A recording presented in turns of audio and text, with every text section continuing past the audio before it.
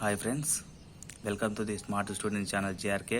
ఈరోజు మన వీడియోలో భాగంగా AP police medical checkup process ఎలా ఉంటుంది, మేజర్ మెడికల్ ప్రాబ్లమ్స్ ఏంటి, ఐసైట్ ఉంటే దాని ప్రాబ్లమ్స్ ఏంటి, నాక్ని ప్రాబ్లమ్స్ ఏంటి, లెగ్ హ్యాండ్ బ్రేక్ అయింటే అంటే విరిగింటే దానికి సొల్యూషన్ ఏంటి, తర్వాత వచ్చేసి హెవీ ప్రాబ్లమ్స్ ఉంటే దానికి సొల్యూషన్ ఏంటి అని చెప్పి ఒక చిన్న బ్రీఫ్ ఓవర్వ్యూ ఐడియా ఇవ్వడం జరుగుతుంది.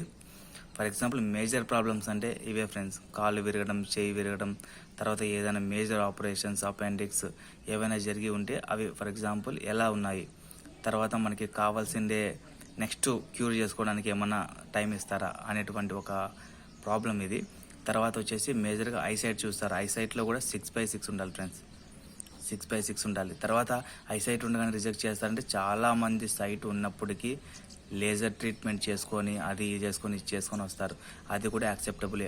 ఫర్ ఎగ్జాంపుల్ నేను మెయిన్గా చెప్పాల్సిందే పాయింట్ ఏమంటే, మీకు ఒక్కసారి మెరిట్ లిస్ట్లో పేరు వచ్చిన తర్వాత 100% జాబ్ వచ్చినట్లయితే, ఇంకా చెప్పాలంటే 99.999% మీరు జాబ్ వచ్చినట్లే.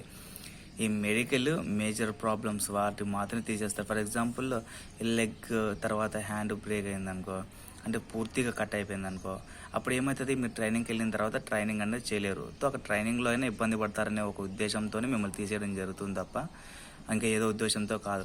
తర్వాత హెవీ ప్రాబ్లమ్స్ ఇవే ఏవైతే మనకి అపెండిక్స్ ఆపరేషన్ జరిగింటాయో, తర్వాత మేజర్గా ఇంజురీస్, తర్వాత ఇంకా మనిషి చాలా ఫుల్ అన్సపోర్టెడ్గా ఉంటాడో, అలాంటి మేజర్ ప్రాబ్లమ్స్ మాత్రమే మ్యాక్సిమం రిజెక్ట్ చేయడం జరుగుతుంది.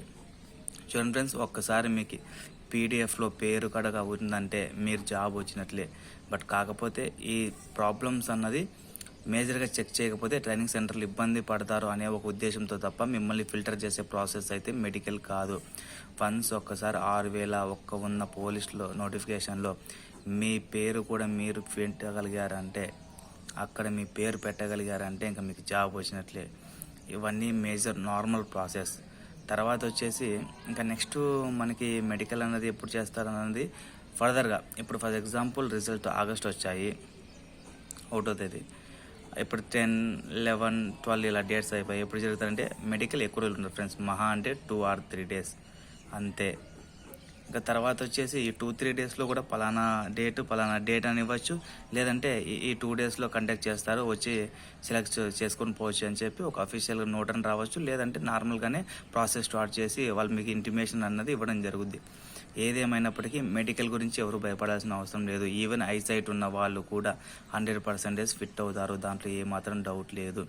మేజర్ ఉండాలకూడని ప్రాబ్లం ఏమైనా ఉందంటే కలర్ బ్లైండ్నెస్ అన్నది చాలా డేంజర్.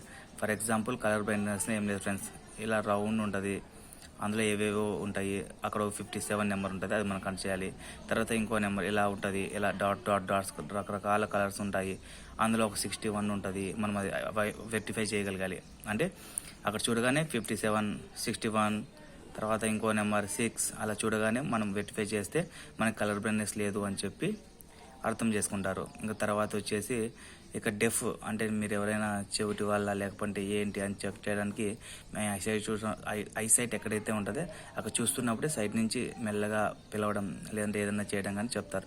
తర్వాత ఎస్పెషల్లీ చెప్పాల్సిన ఒకే ఒక మాట ఫ్రెండ్స్, 100% మెడికల్ ఫిట్ అయిపోతారు, అందులో ఏమాత్రం డౌట్ పెట్టుకోకండి. ఎవరైతే ఇప్పుడు సెలెక్ట్ అయ్యారో 6,100లో వాళ్ళందరూ ట్రైనింగ్ సెంటర్ వెళ్ళడానికి రెడీగా ఉండండి. తర్వాత బయట ఇన్ఫ్లుయెన్స్ పడద్దండి, మనీ కట్టాలి అక్కడ అది ఇది అని చెప్పి. దయచేసి మీ హార్డ్ వర్క్ని నమ్ముకోండి, అదే మిమ్మల్ని నిలబెడుతుంది. మరికొద్ది ఇన్ఫర్మేషన్ కోసం కావాలంటే మన ఛానల్ని like and subscribe for more videos.